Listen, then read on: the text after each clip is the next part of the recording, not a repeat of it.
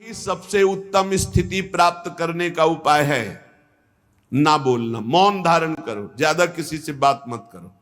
बात करना ही अपने हृदय की बात को बाहर करने से भजन क्षीण हो जाता है।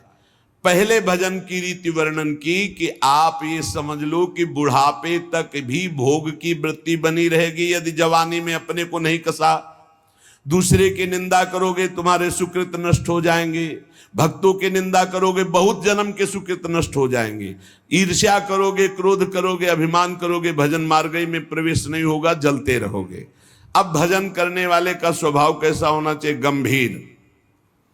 जितना प्रश्न हो उसमें भी सावधानी से सारांश में अगर बोलना है तो बोल दो, नहीं कोई जरूरी नहीं आप साधक हो, मौन होकर निकल जाओ। आपसे कोई पूछ रहा है श्री हरिवंश कै बजे सत्संग होता है, आपकी रुचि है तो बोल सकते हो, आपकी रुचि नहीं तो आप नहीं बोलो, कोई अपराध नहीं। क्योंकि आप नाम जप कर रहे हो, आप मौन व्रत लिए हो, आप उपेक्षा वाले मार्ग हो, सबकी उपेक्षा करना, तो इसमें आपको कोई दोष नहीं लगेगा। आपको है तो आप वहां जाकर पूछ लीजिए। ज्यादा बोलोगे तो प्रपंच बढ़ेगा, तो आप जाइए उन लोगों से पूछ लीजिए, मुझे ज्ञान नहीं, चल दिया। या फिर बोले ही नहीं, मानो सुना ही नहीं, पागल जैसी चेष्टा करके निकल गए कि इसको सुनाई नहीं देता क्या, नहीं बोले। आपका भजन चल रहा है इसलिए कभी कोई अपराध नहीं बने। कोई बोला राधे श्याम आप उत्तर नहीं दे रहे तो आपको कोई अपराध नहीं, क्योंकि हर समय वो तो एक बार बोला राधे श्याम, यहां तो हर वृत्ति राधे श्याम में ही है। गंभीर स्वभाव, कोऊ थाह न पावई जहां नीर गंभीर। जैसे जहां अगाध जल होता है कोई था नहीं ले सकता, ऐसे ही साधक का अपना स्वभाव बनाना चाहिए। उच्छृंखल स्वभाव नहीं बनाना चाहिए, बहुत बातचीत करने वाला स्वभाव नहीं, गंभीर, चुप, शांत।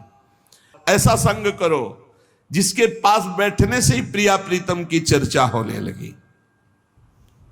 बैठते ही प्रिया प्रीतम की चर्चा, बैठते ही सिद्धांत की चर्चा, प्रपंच की चर्चा नहीं, निंदा नहीं, इधर उधर की बात नहीं। अगर हृदय मंदिर में ठाकुर का प्रादुर्भाव नहीं हुआ तो जीवन निरर्थक रहा, चाहे जो कुछ कर लो, हमारी बात मान लो।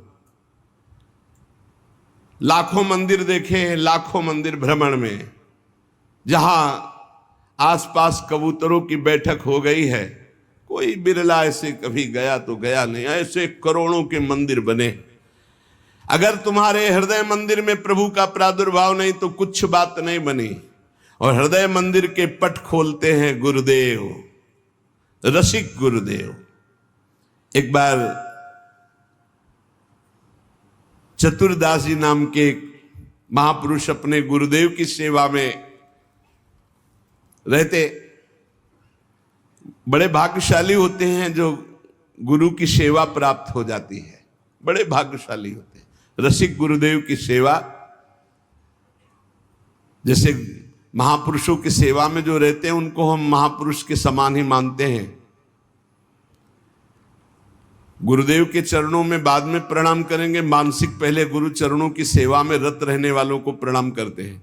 और जब नजदीक वो किसी सेवा निमित्त नजदीक आते हैं तो उनके भर नेत्र चरण देखते हैं और उनके चरणों में बार बार प्रणाम करते हैं।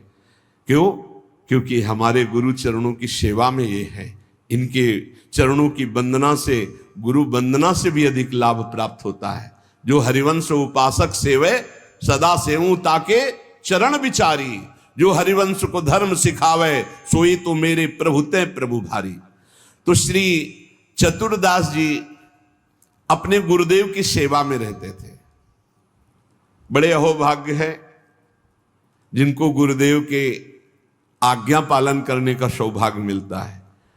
उनके पुण्य की क्या महिमा, जिनको गुरुदेव आदेश करते हैं आप ऐसा कीजिए। अहोभाग्य, अहोभाग्य जिन्हें गुरुदेव की आज्ञा मिल गई। इन्हीं का नाम खोजी जी पड़ा, चतुरदास जी का नाम खोजी जी पड़ा। ये गुरुदेव जी के सेवा में, अब जैसे गुरुदेव लघु शंका कर रहे तो पानी लिए खड़े, गुरुदेव को हस्त प्रक्षाल, आचमन, आज्ञा कब क्या हो जाए तो जल की सेवा लिए खड़े थे। गुरुदेव जी लघु शंका में ही समीप बैठे। बड़ा भारी पीपल का वृक्ष दूर था तो वायु के द्वारा उसके फल और पत्ते बीज सब पड़े थे। लघुशंका किए, हंसने लगे और हंसते हंसते हाथ प्रक्षालन किया, आचमन किया। तो इतनी जोर की मस्त मुस्कुराहट और हंसी थी। श्री चतुरदास जी ने, जिनको खोजी जी बाद में कहा गया,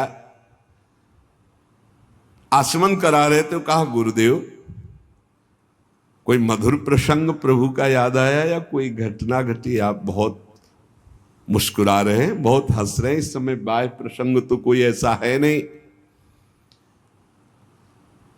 कहा तू कैसा शिष्य है रे, सेवा में रहता और मेरी हंसी का कारण नहीं जान पाया? मैं क्यों हंसा, इतना भी तुझे ज्ञान नहीं, और मेरी सेवा में रहता है? कैसा शिष्य है जो गुरु के मन की बात न जान पावे, गुरु के इशारे के, गुरु के मनोभाव को न जान पावे, वो शिष्य ही क्या? चलो सेवा छोड़ो, मैं क्यों हंसा इसकी खोज करके आओ। अब बताओ, गुरुजनों की प्रति सेवा कर बहुत कठिन है, बहुत कठिन है। यहां कहा कि छोड़ो सेवा, मैं क्यों हंसा ये बताओ, आके खोज करो। अब गुरु आ गया, तुम्हारी बुद्धि अब सेवा के अधिकारी नहीं, यदि तुम ये नहीं जान सकते मैं क्यों हंसा। हंसे गुरु जी और फंसे चेला जी। आप समझो, आप मतलब कितना कठिन विषय है गुरु सेवा, बहुत कठिन। यही तो अमोघस्य, जो जीत गया अमोघस्य। तुम्हारी बुद्धि विवेक रहित है। जब तक तुम हमारे हंसने का कारण ज्ञात करके ना हो, तब तक तुम्हें हमारे पास कभी नहीं आना चाहिए। चलो जाओ यहां से, आश्रम से।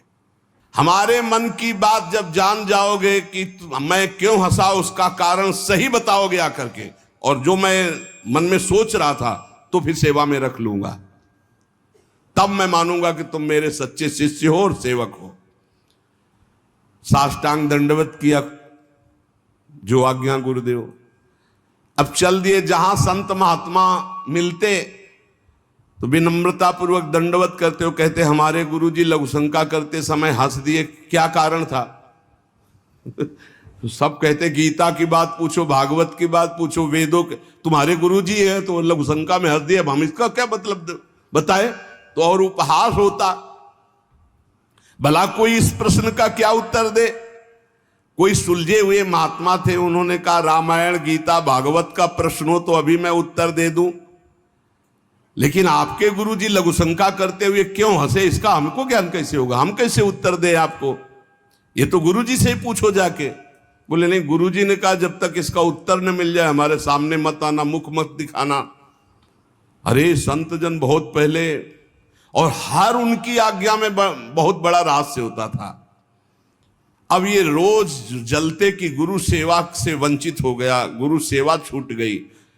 साधक को इस बात की बहुत पीड़ा होनी चाहिए, जिसको गुरु सेवा, तो ये होना चाहिए कि कौन सा अपराध बन गया, दुर्भाग्य आ गया कि गुरु सेवा छूट गई।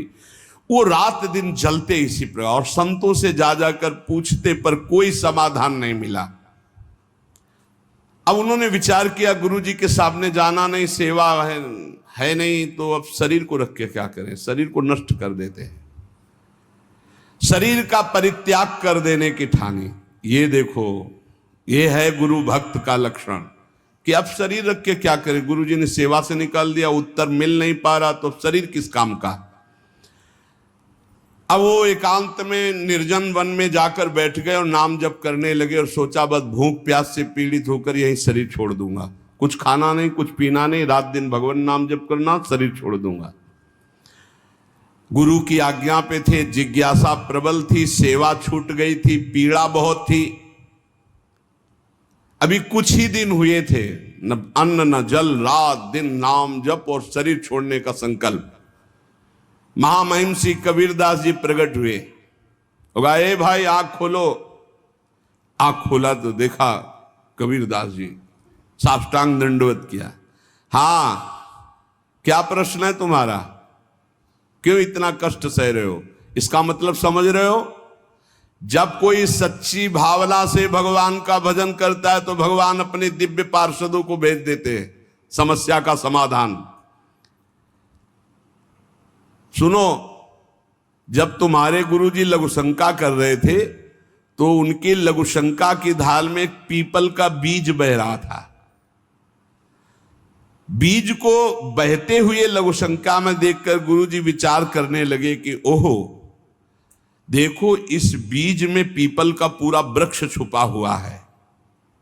लेकिन जब ये बीज पीपल में था तो कितना बंदनीय और कहां सुव्यवस्थित था, और जब ये पीपल से अलग हुआ तो लघुशंका में बह गया। इसका मतलब पीपल का वृक्ष साक्षात ब्रह्म है और उसका अंश जीव है।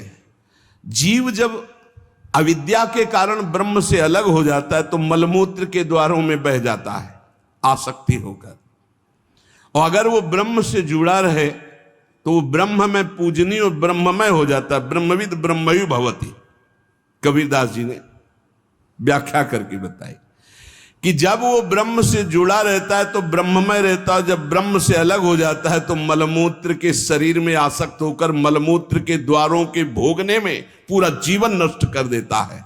से फल से वो बीज अलग हो गया तो लघुशंका के प्रवाह में बह गया, और नहीं तो इतना महान वृक्ष उसमें छिपा हुआ है कि अगर उसे सुव्यवस्थित किया जाए।